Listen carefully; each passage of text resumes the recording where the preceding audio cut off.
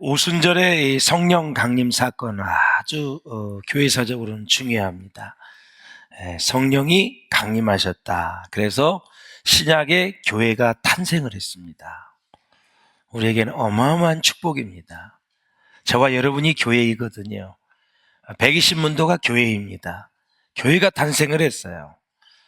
교회는 하나님의 희망입니다. 교회를 통해서 하나님의 역사를 이루시고 교회를 통해서 하나님이 일하십니다.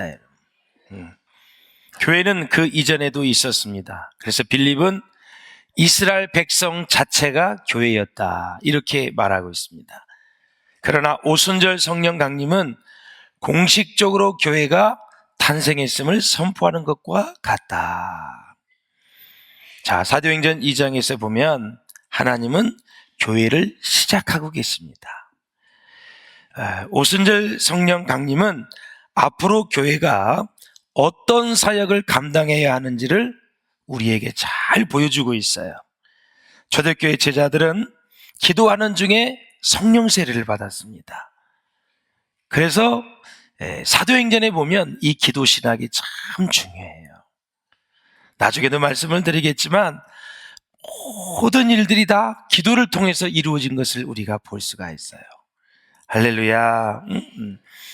오순절 날이 이미 이름에 저희가 다 같이 한 곳에 모였더니 호련히 하늘로부터 급하고 강한 바람 같은 소리가 있어 저희 앉은 온 집에 가득하며 그랬습니다. 할렐루야. 때는 오순절 날입니다. 예수님이 십자가에서 우리의 죄를 위해서 못 박혀 돌아가셨어요. 그래서 우리가 갚아야 될 죄값을 주님이 다 갚으신 거예요. 이것이 깨달아져야 돼요. 내가 죄인이라는 걸 깨달아져야 돼요. 그래서 그 죄값을 주님이 십자가에서 다 갚으셨다는 것은 내가 주님이 아니면 저렇게 죽어야 되는 거예요. 십자가에서. 주님이 대신 죽어주신 거예요. 감사하지요? 감사한 거예요. 그래서 우리의 죄를 다 용서해 주시고 죽은 지 3일 만에 부활하셨어요. 그리고 나서 40일 동안 많은 제자들을 다 만나셨어요. 그리고 승천하시고 열흘 만에 보혜사 성령을 이 땅에 보내주신 거예요. 그래서 오순절 50일을 얘기하는 거예요. 오순절 날이 딱 이르렀어요. 저희가 다 같이 모여 한 곳에 모였다. 한 곳에 모인 것도 중요하고 모여서 무엇을 하느냐가 중요해요. 기도했다. 한 마음으로 기도했다라는 거예요. 그런데 당시에 일어났던 모든 상황을 보면 호련히 하늘로부터 그랬습니다. 하늘로부터. 땅이 아니에요. 하늘로부터 급하고 강한 바람 같은 소리가 있었다. 그런데 그 바람 같은 소리가 저희 앉은 온 집에 가득했다. 성령이 충만했다. 할렐루야. 지금 우리 비전교회 예배 드리는 이 상황에 주의 영이 충만하시기를 주의 이름으로 축원합니다. 하나님의 영이 충만해서 모든 귀신의 세력과 사단의 세력이 떠나가시기를 주의 이름으로 축원을 드립니다. 사랑하는 여러분, 살아계신 하나님께서 왜 급하고 강한 바람을 보내셨을까? 바로 그것은 우리의 구원을 위해서 주의 성령을 보내주셨다라는 것입니다. 사도행전 2장 21절을 같이 봅니다. 시작.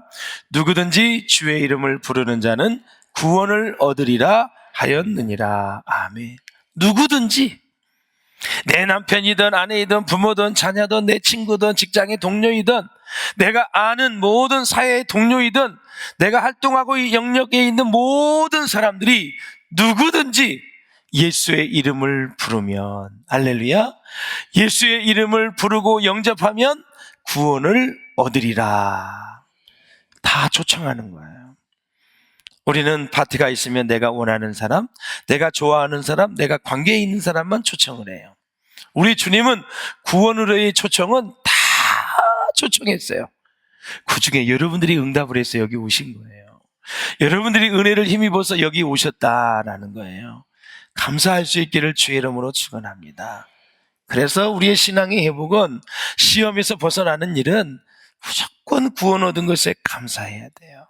이 깊이가 있어야 돼요. 내 인생은 왜 이렇게 안 풀리지? 왜 이렇게 답답하지? 왜 경제적으로 이렇게 어렵지?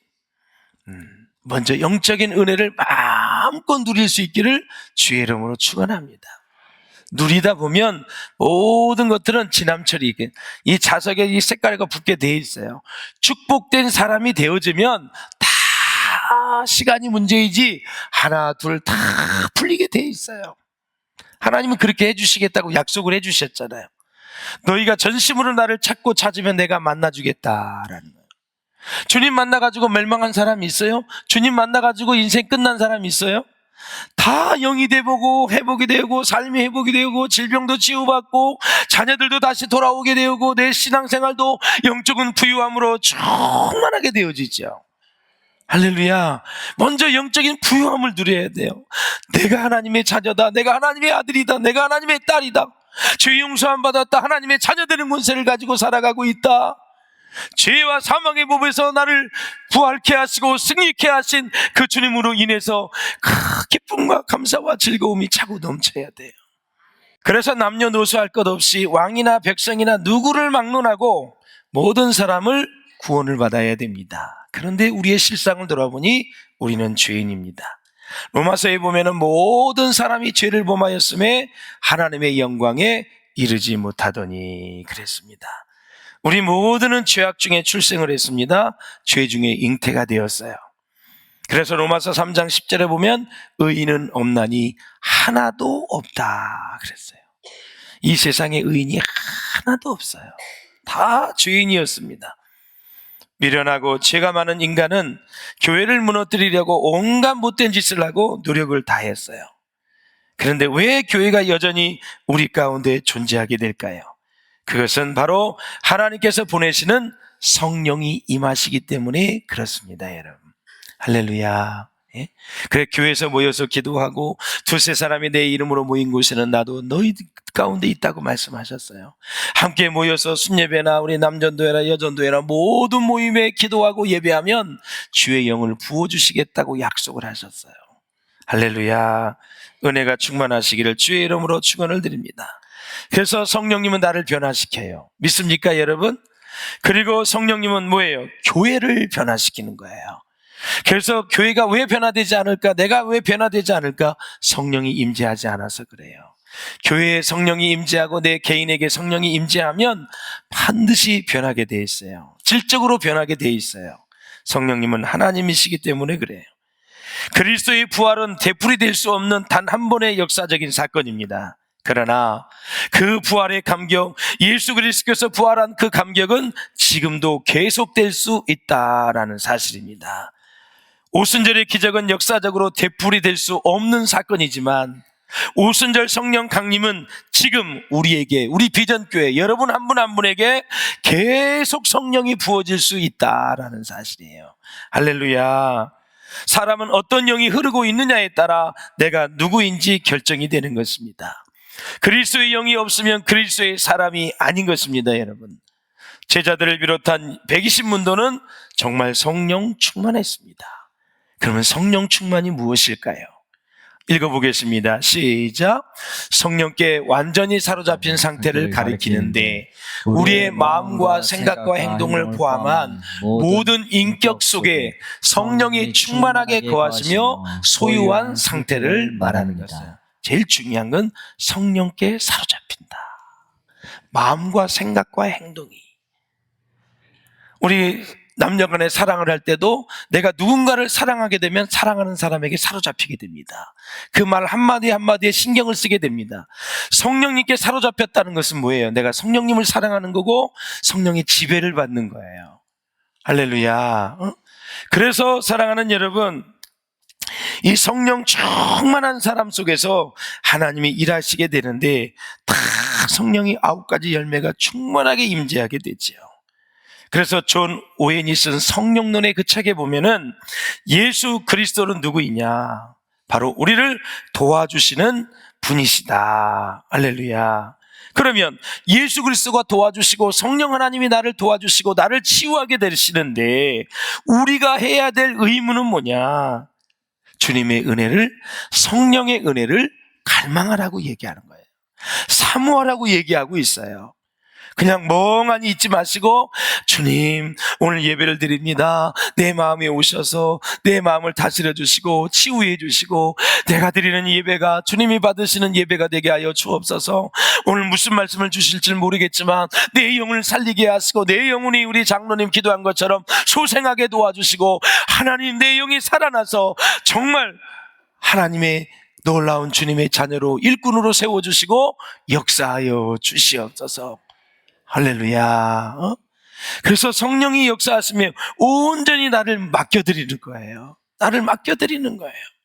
매년 오순절이 되면 전 세계 각지에서 경건한 유대인들이나 유대교로 개종한 기독교인들이 다 예루살렘 성전에 모여서 예배를 드리고 기도했습니다. 5절을 한번 같이 보겠습니다. 시작. 그때 경건한 유대인들이 천하 각국으로부터 와서 예루살렘에 머물러 있더니.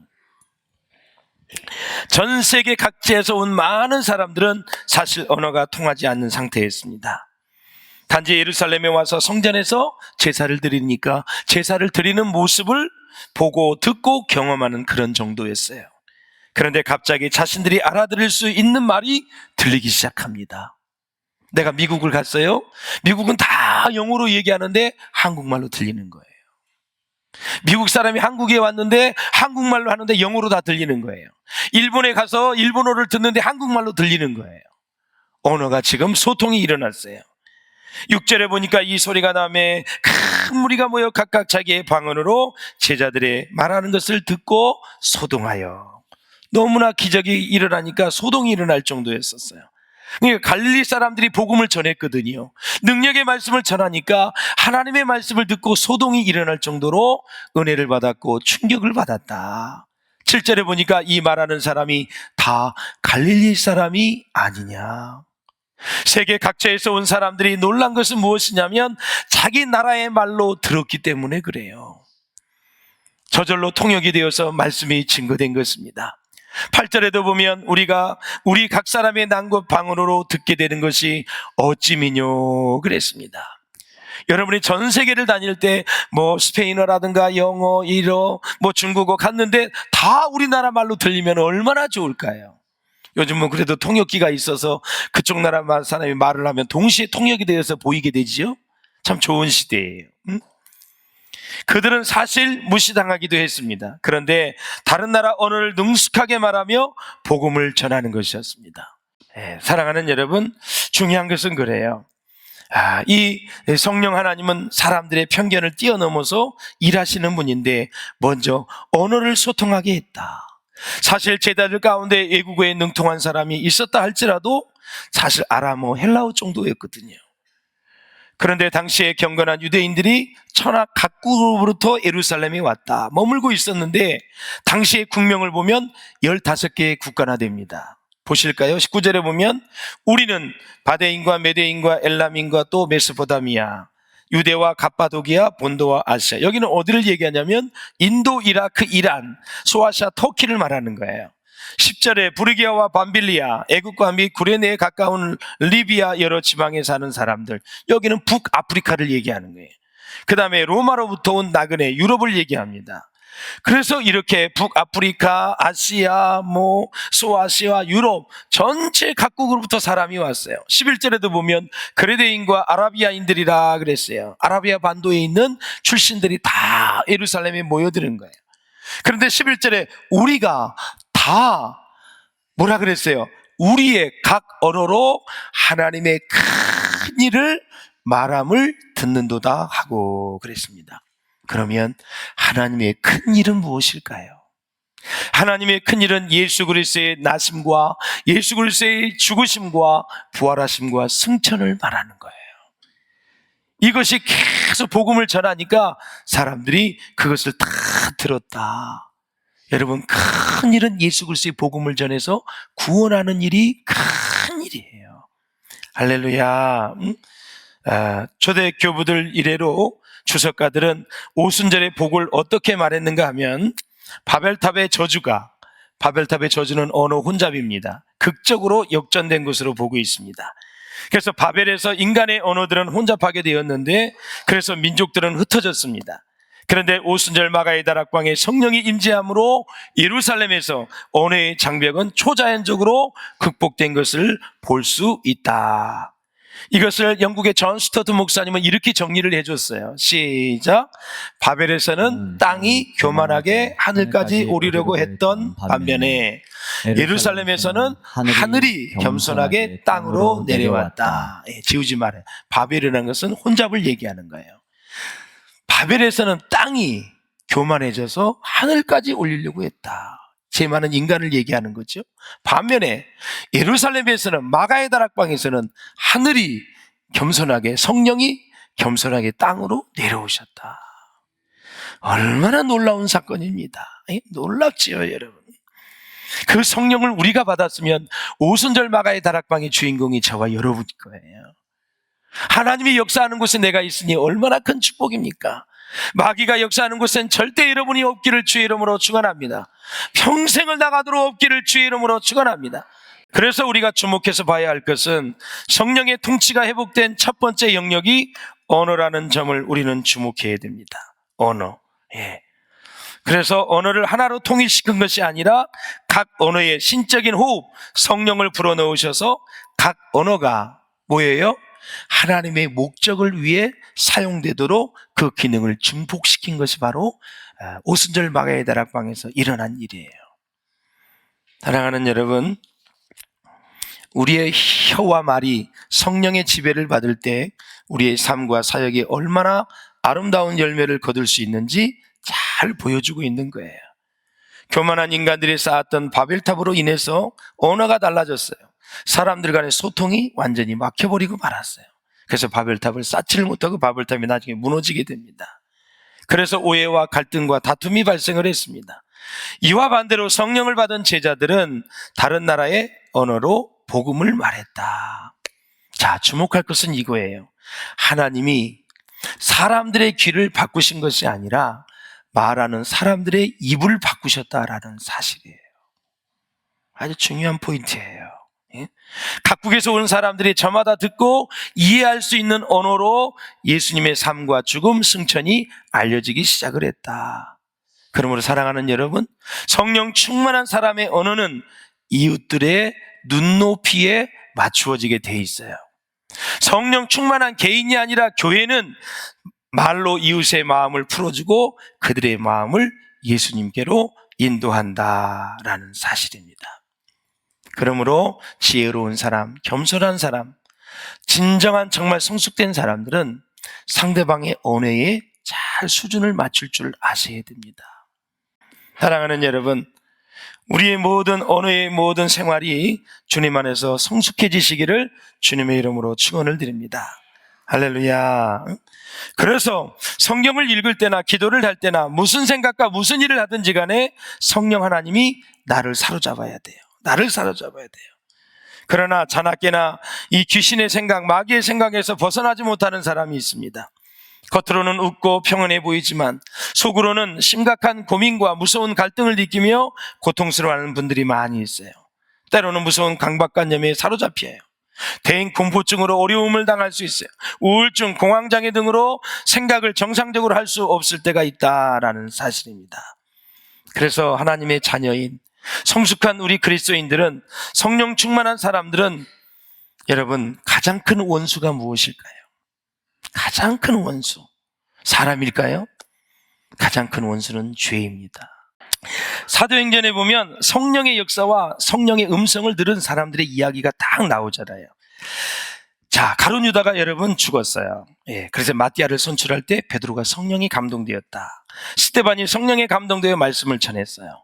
10장에 가면 베드로가 환상을 보는데 성령의 감동을 받았어요.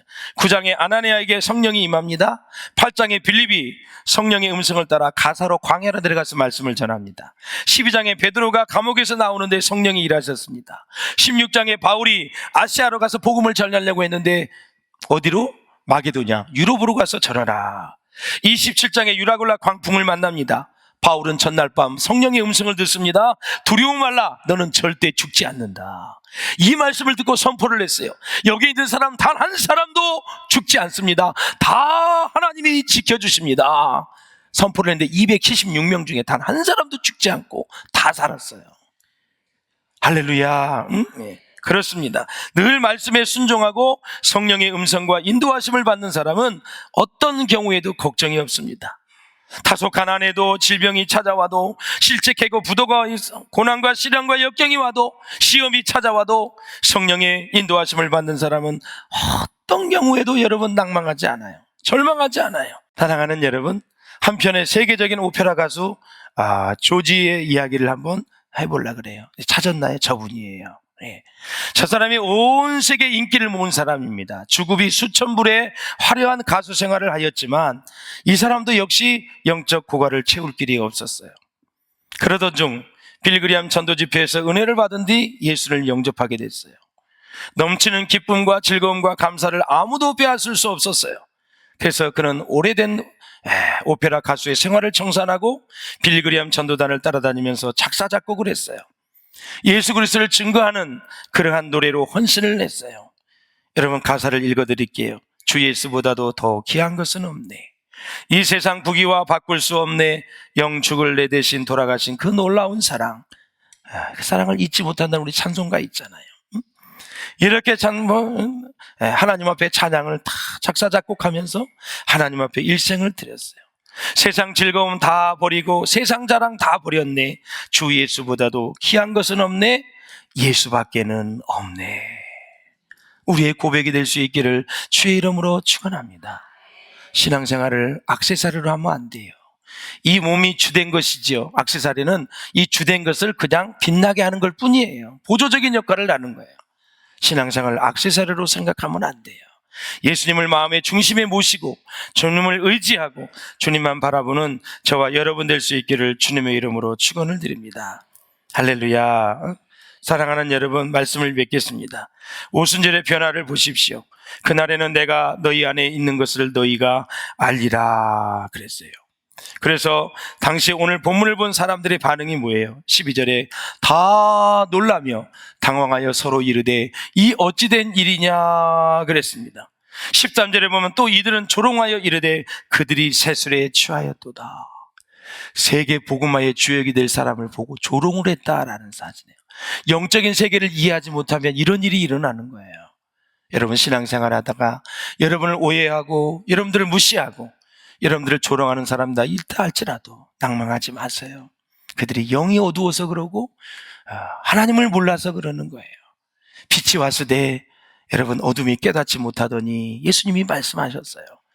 그러니 믿지 않는 사람을 너무 과대평가하지만 안 돼요. 이 믿지 않는 사람은 어둠의 영에 딱 사로잡혀 있기 때문에 나오는 것이 말하는 것이 선하지 않아요.